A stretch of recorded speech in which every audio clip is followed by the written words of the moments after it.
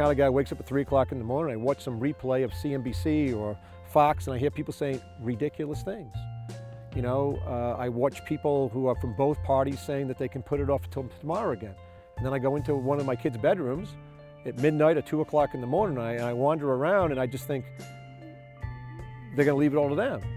But now it's not even like 1970 when they were doing it, or 1980 when they were doing it, or 10 years ago when they were doing it, or even when Bush was destroying the country.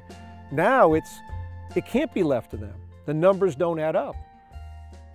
And so we got to balance the budget, and we need to show them how.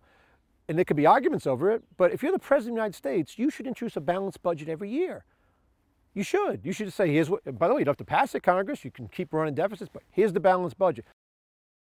But we need to be able to show people so that when they hear something on TV, they go, that's not true. That's not what we want. That's not true. Instead of like, oh, if we don't raise the debt ceiling, Armageddon. No, it wouldn't be Armageddon. But maybe balance the budget. We have to cut some stuff out.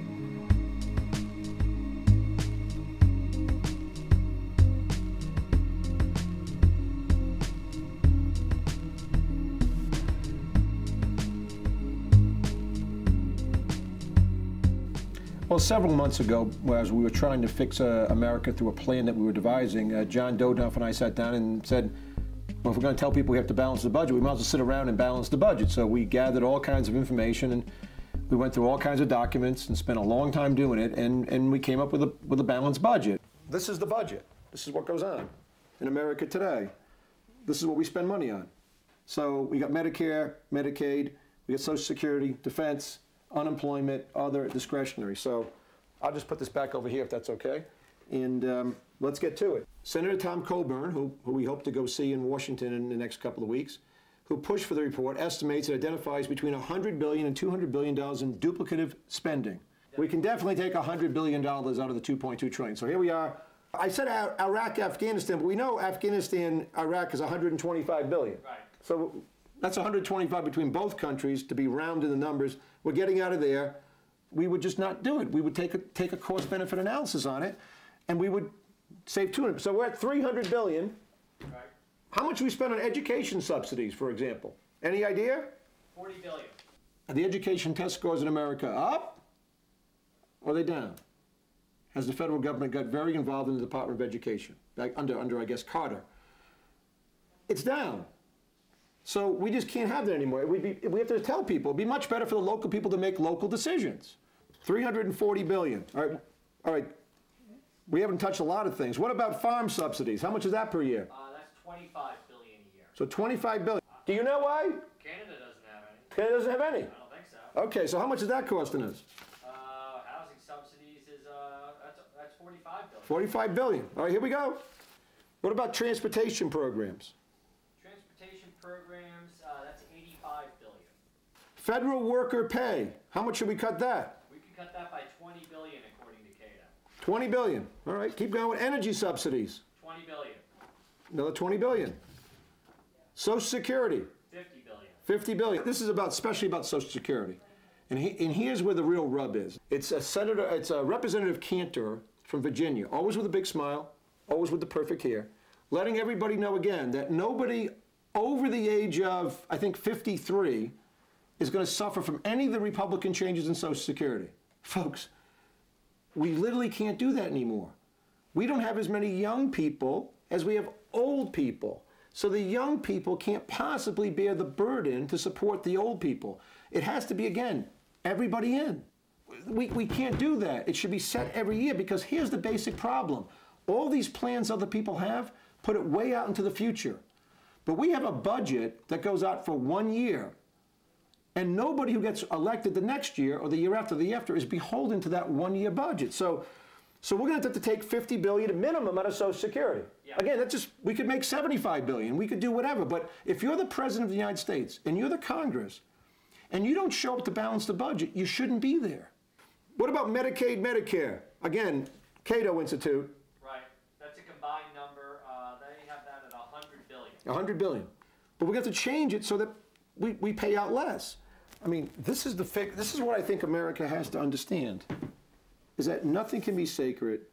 And when we find a farmer or a small business owner or someone who lives in a certain part of the country, or someone in the military who might have to get out of the military if we cut back, or someone on Social Security because we have to cut that back. Someone's a truck driver, whatever. Are they in? Are they in like when you're growing up playing hoop, like I was playing basketball? Are you in? Like, are we all in? Because if we're not all in, and it becomes the Republicans attack the Democrats attack the Republicans, and they say they don't care about the poor, they don't care about whatever it might be that is the flavor of the day, we can't do this. It has to be done all at once. Foreign aid, 15 billion. we offer you this. We offer you freedom. Otherwise, we have to stop all this foreign aid. But over in Egypt, when Egypt was having revolts, we sent them over $1 million a year. Yeah. We're going to go through places where people don't have running water in America. We're going to go through roads that need to be fixed. Bridges, we can't be giving out foreign aid to countries that hate us, or any countries for that matter. We're just going to stop, tell them we can't do it. Right. Healthcare. If I remember, that's a full repeal of Obamacare. That's 16 billion. All right, so 16 billion. Obviously, we have to repeal Obamacare. The thought process, whether it was Mitt Romney who thought it up in Massachusetts, or President Obama and his minions who came through, is that we're going to insure more people for less money. Just one big lie theory. And then international development, we actually spend $4 billion on international development. Right, I think that's trying to get people to like us. All right, so you might not like us, but we're going to keep the money. Government reform, $9 billion, I have, right? Yeah. So right there, we're at $700 billion. I have this over 800. 800 billion. All right, so we're trying to take a trillion out. We've done 800 billion. Again, some people wouldn't like it. Lots of people wouldn't like it.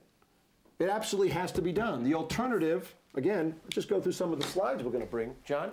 Yeah. We have a national debt of roughly 14 trillion. There's a Democratic plan and a Republican plan that keeps the debt going up past 20 trillion. Disaster awaits. Why? But today's interest cost is 226 billion. It's 10% of our budget. We take in about 2.2 trillion. Tomorrow's interest cost will be about $1 trillion. Why? Because we should be thinking that we'll be borrowing at the average, which is 6%, but let's just say 5%. 20 trillion times 5% is $1 trillion. Well, revenue to the federal government grows at about 3% per year. So looking at the 2020, it'll be 40% of our budget. Again, our budget, I don't want to mark this up with a marker, but which one is going to go?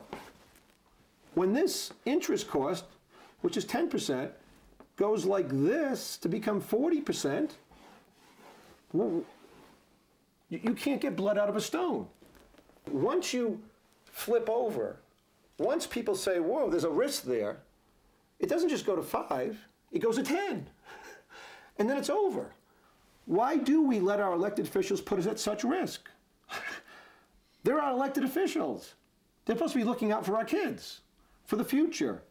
Why are they risking our whole way of life? We borrow cheap because we're the world's reserve currency. We borrow cheap because we're the most powerful country. We borrow cheap because we're the world's superpower. We're the beacon of light. If we're not, it all flips around. So, but we can't survive $20 trillion of debt, but the Bush-Obama people, I just call it the Bush-Obama plan, that's where we're going. George Bush started it, in a degree that it couldn't be stopped, and Obama came in and finished the job. So we're at about 800 billion, but we've also got to increase revenue. Okay, let's just go to some of these documents I saved. People ought to know, here we are, our tax system, 6.1 billion hours per year, according to MarketWatch, is spent on our tax code. And it's just a gibberish. No one understands it. Anybody who makes any serious money, even people who don't, go get an accountant. It's $300 to $400 million. It requires 3 million full-time workers. It's insanity. We shift everything out of the income tax system and put it into a consumption system. Because what do we really want? We want people to save. If we want anything at all, we want people to save for the future so that they don't rely totally on Social Security. So let's tax consumption and only consumption. Do away with all these problems. We don't want to just move to a system that we have today and collect 2.2 trillion. We want to go to another system, and if we're taxing people on the consumption of a car, we're going to capture the illegal aliens. Like there's a lot of them. There's 10 million minimum in our country. They're buying cigarettes and gum. Let's capture that money from people who are leeching off the system. So that's one thing we got to do. I do have a document, a very interesting document. I remember this one. That at current rates, 25% of our income tax would be equivalent to a flat tax of 17% or a fair tax of 23%. It's right here. Good document. But I think that we would jumpstart the economy with a fair tax or at least a flat tax.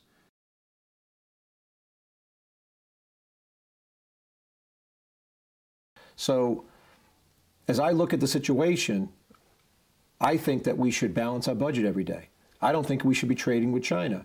And I think we absolutely, even though every president said Nixon has said it and done nothing about it, we have to get off foreign oil, especially from the Middle East.